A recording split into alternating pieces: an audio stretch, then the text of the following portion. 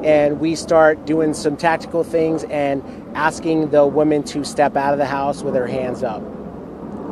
As we're doing that for several minutes with no response at all, we then heard somebody inside the house with a male voice screaming and yelling, "I need help, I need help." At that point, our officers made that decision to do an immediate entry. So that's what occurred. The officers approached the house, the front door was open. As they entered the house, got in just inside the threshold, that is when the officer-involved shooting occurred. We were able to rescue the male out of the house at that point, get him out, get him to safety. Once we cleared the rest of the house, we then brought the suspect out onto the front of the house to get immediate medical attention. Our medical and fire personnel responded and pronounced her deceased here at the scene. What I can tell you right now is we are not looking for any other suspects. We feel that this is an isolated incident, and we have one officer that. What about the boyfriend? Was he transported? What's his injury? No, the boyfriend was not transported. We were able to get him out of the house before he suffered any injuries.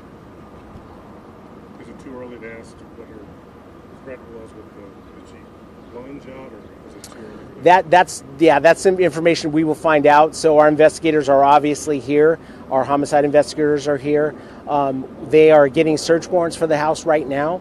Those are all things that we have to do, all processes we have to follow. They also took all of the officers' body-worn camera videos, and they will go through those as well. So I'm hoping sometime this afternoon, maybe early tomorrow morning, we'll have some of those answers for you. Do we know why she was... shots were fired? Preliminarily, we think one shot at this point, but that's subject to change. Do you know why she was threatening her boyfriend and why she was saying he couldn't leave? No. So as we were speaking to the roommate, trying to figure out what was going on, that is when the officers on scene heard somebody inside yelling, "I need help, I need help."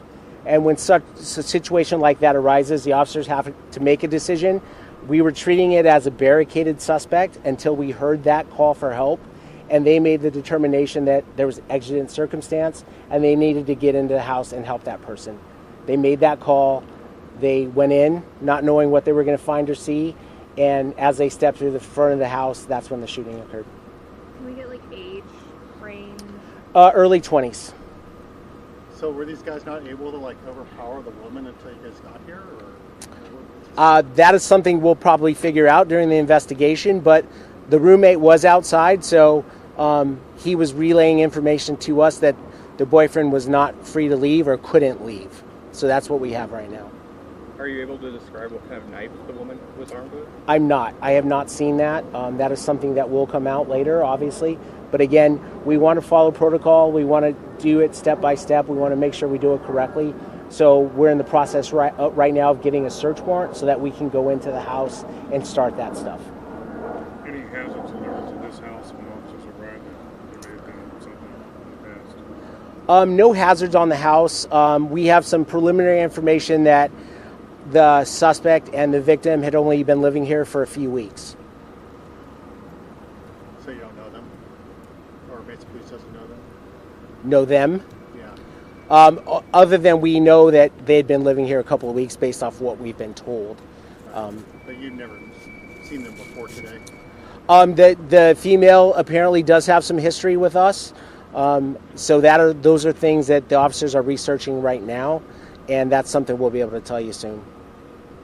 So to be clear, the suspect, victim, and another man lived at that home together. That's the information we have, yes. And no information on whether the woman was still armed with the knife when she was shot? No, I don't have that at this point. We just know that once they stepped through into the house, the shooting occurred. Hopefully we'll have that information very quickly based off the officer's body-worn camera. That the investigators will go through that, and then also during a search warrant. And the victim wasn't hospitalized with any injuries or anything No. like that? Okay. Thanks. Anything?